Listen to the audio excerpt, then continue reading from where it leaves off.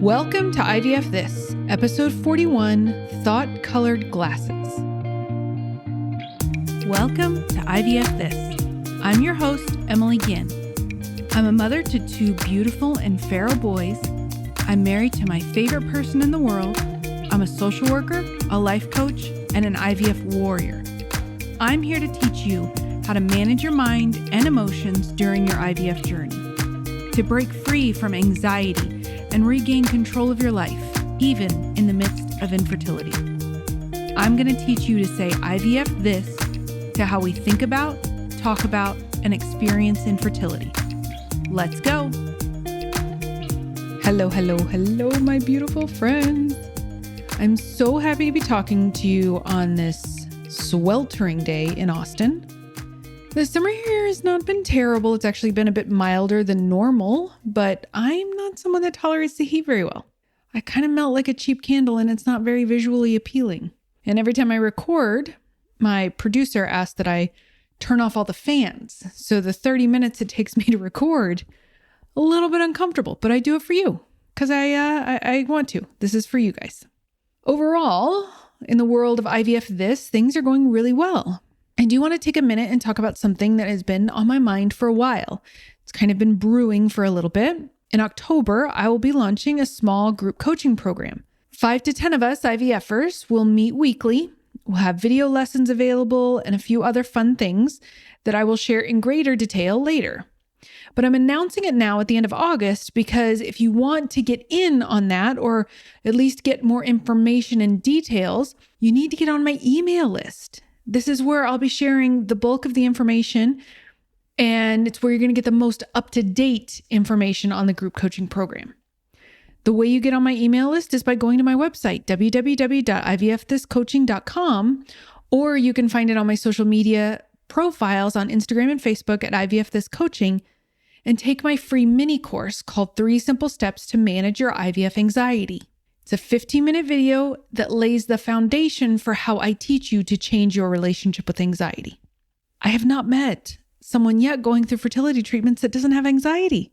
You can absolutely benefit from this course. Again, go to my website, www.ivfthiscoaching.com, or you can access my website through the links in my social media profiles and get in on the class and get on my email list for all of the juicy details that are coming up for the group coaching program. So today's topic is something that I have really spent the last couple of months on working for myself, like doing this work myself. And it's the concept of thought-colored glasses. Now, the term, at least, was coined by one of my favorite coaches, Krista St. Germain.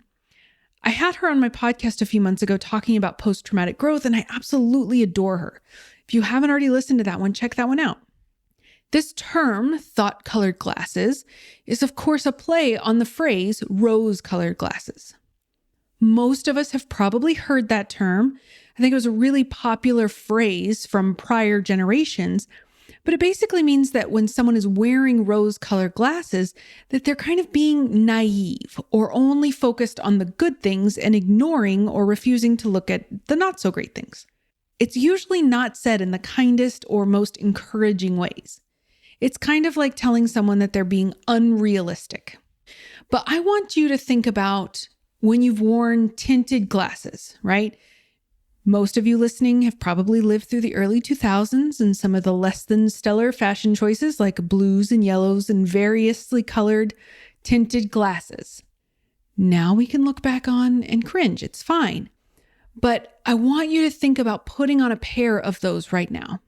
I remember I had a pair that were blue. Don't judge me. So when I would put them on, when I would look through them, the entire world would be this shade of blue, right? Yellow glasses and your view of the world would be the shade of yellow. So why is this important? Because your thoughts work the same way. When you have a thought, your brain filters the world through that thought, through the lens of that thought, and shows us a version of the world that matches that thought, the color of that thought, if you will. So for this episode, I'm going to share with you some common thoughts that I have seen time and time again from coaching so many women. Bear in mind that you might not have the exact same thought, but I would venture to guess that you've had something related to that thought, like something in the same ballpark as these thoughts. I want to show you how that thought is potentially coloring your world, so you can decide if you want to keep that thought, or you can decide if you want to take off those particular thought colored glasses and put on a new pair that colors your world differently. So the first thought is, no one understands. This is so incredibly common. And maybe for you, it's not no one understands. Maybe it's if you haven't gone through infertility or fertility treatments, you don't understand, right? I know I absolutely thought this many times throughout my journey. No one understands. Think about how you feel when you think no one understands. For me, that felt very isolating, very lonely. I was hurt. I was frustrated. Most of us have had this thought, and many of us kind of still agree that it's true. But let's take those thought colored glasses off and look at what the thought is creating for us in our lives. We think no one understands, and we feel lonely, hurt, rejected, isolated. Then when we feel that way, because our feelings determine the things that we do, right? The think, feel, do cycle, most of us will pull away.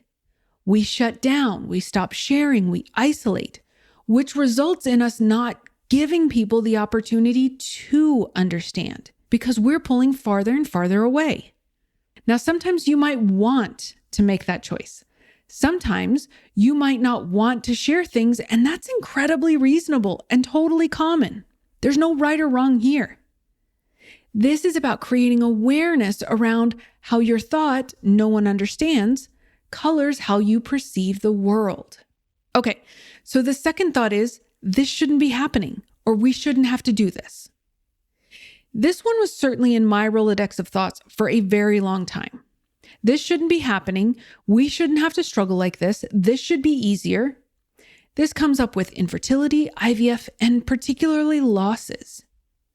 We go down this terrible spiral of comparing ourselves to others, growing resentment for those that we perceive to have had a quote unquote easier time. We essentially completely resist where we are right now, and that resistance feels terrible. All resistance feels terrible. So then you have this thought, and then your brain, doing what brains do, starts finding evidence for how it should have gone. We get preoccupied with other people's stories and experiences. We obsess over timelines. We run through every possible scenario, everything that we did or didn't do, everything that we tell ourselves that we should or should not have done. Every time we think it shouldn't be happening, our brain finds evidence for how that thought is quote unquote true. And this works for anything that we believe should or should not have happened. I'm dedicating an upcoming podcast episode to this because of how common it is and how terrible it makes us feel. But essentially it comes down to this. This is your journey. This is where you are. This is happening. Acceptance. Think about the thought colored glasses, the difference between I shouldn't have to do IVF and I am doing IVF. Notice I'm not suggesting you go from we shouldn't have to do IVF to we get to do IVF or we should have to do IVF. No. If someone tried to reframe that in my early fertility days as you should have to go through this, well, let's just say I would have told them where they could stick their reframe. But if we just start with we are doing IVF, we are experiencing infertility, then you're not spending your time, energy, and attention with fighting the past, present, and future. We aren't giving our brains the directive to find evidence to show us that what really is happening or has happened shouldn't have. The third thought is, I feel stuck, or I feel like my life is on pause. Let me tell you, I have thought this about so many different things in my life, right? Work, school, relationships, infertility. This idea that we have to put our lives on hold while we wait for our next cycle, the next test, the next transfer, the next pregnancy, the next baby. So using the same think, feel, do cycle, when we think we are stuck or that our life is on pause, we kind of feel paralyzed, maybe a little frustrated. We actually take less action because we're wearing those thought colored glasses. we don't even look to take vacation or to start doing the thing that we said we wanted to do because we've decided we can't or something else comes up. When we think we feel stuck or that our life is on pause, right? The subtext of life being on pause is that it's happening without our consent. Then we feel confused, paralyzed, frustrated, whatever negative emotion. And humans just do not take productive action from that place. You cannot take positive action from a negative emotion. It doesn't work that way. And again, our brains will get to work collecting evidence for our thinking. Our brain searches for all of the areas where we aren't making progress or progress we believe we should be making. Our brains will tell us all the evidence of our inaction, not because it's an asshole. Well, it can be kind of an asshole, but because that is how our brains are wired. Our brains are wired to find and collect evidence. So when we latch on to being stuck or that our life is on pause, we will literally block ourselves from being able to go anywhere it is we want to go or do whatever it is we want to do. The fourth thought is, I will never be happy unless I'm a mom. Woo! That one brings back a lot of memories from the first few years of our journey. Now, when I say that I believed this, y'all, I believe this to my core. Is this something that you believe? Maybe not, I won't be happy, but your life won't be as meaningful or as vibrant or as full of love or joy. It's kind of all the same glasses. So think, feel, do, cycle it out. You think this, you might feel hopeless, despair, sadness, anger, right? All of the feelings. At least that's how I felt. Absolutely. I was so sad. Now, I'm not saying there's anything wrong with sadness. It's one of the amazing emotions that we get to experience as humans. But think about how you show up when you feel sad. What do you do? That's right. The brain gets to work showing you all of the areas of your life that you're unhappy without your family. It gives you evidence for how little vibrance or joy exists in your life. In some cases, how meaningless your life is. Not because it is without those things, but because that is how you perceive the world based on your thinking. And finally, the fifth thought is, I don't know who I am, or I've lost myself in this journey. I remember feeling completely lost and unsure of myself. And that thought felt so true to me. I don't know who I am, but it's really not true. There's so many things that you still know about yourself right now. I want you to imagine that you've traveled to a country that you've never been to. You don't speak the language. You really don't understand the culture. You didn't do much studying before you came. You get off the plane, you're in this foreign country. You're probably not going to tell yourself, I don't know who I am. It's not going to occur to you to say that to yourself. You're going to say, wow, I've never been here before. This is new. This is unfamiliar. This is a little scary. I don't speak this language yet. I better get a map. I better get Google Translate, right? You come up with a plan. But at no point when you get off the plane do you start doubting that you know who you are. But yet this is what we do in grief, in infertility, in pain. This is what we do when we're in the throes of infertility and treatments. And man, do we believe it. I don't know who I am, but I want to offer you that this thought will block you from what you do know. And you will convince yourself that this thought is true because your brain is doing its job, just finding evidence for your thinking. But what if it's not true at all? What if it's just thought-colored glasses? What if you know so much about who you are? And maybe you're in a new country, and maybe you've never had this life experience before. Maybe you feel very disoriented. Maybe you don't speak the language. Maybe it's a little scary. But you still know you. You still know what you like. You still know what your preferences are. You still know who you are. You, the you that hasn't really changed much. What if you decide to wear those thought-colored glasses? Would that serve you? Try them on. So here's the truth. Our whole human experience is made up of thought-colored glasses. Our whole human experience is determined by the thought-colored glasses that we put on and leave on. And most of us aren't doing it on purpose. We aren't doing it consciously or with intention. Somewhere along the line, we picked up some thought color glasses and we put them on, and we've been wearing them for so long that we don't even know that we can take them off.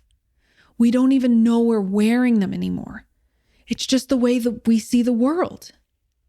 I can come up with dozens and dozens and dozens of thoughts that I have had during my infertility experience and that I've coached my clients on. And most of them aren't ones we choose on purpose if we could fully see their impact. If we could see how they are coloring our world, we would take those glasses off because they block us from the type of life that we want. They hold us back from loving our life before, during, and after our journey. And that is what I want for you. That is what's possible for you. That you can truly love your life. Not just tolerate it, but actually love it. So I challenge you, which of these thought color glasses that I covered in this episode do you want to take off? Pick one, just one. No room for perfection here, just one. Every time you realize that you're wearing that pair of glasses, just take them off. You don't even have to put on new glasses. Just take off that thought. What would your life be like without it? I almost guarantee you it's so much easier, so much less suffering. And then start to look for the other thought color glasses that you're wearing, the ones that you haven't even noticed. Which ones do you want to keep wearing? Which ones do you want to take off? You get to choose. This is your life. You get to be the boss of your thinking. You get to be in charge. You get to create your future. That is what I have for you today, my friends. Have a beautiful week, and I'll talk to you soon. Thank you for listening to this week's episode of IVF This. If you like what you've heard, click subscribe and follow to make sure you don't miss an episode. And if you want to learn more, head over to www.ivfthiscoaching.com to learn how to work together.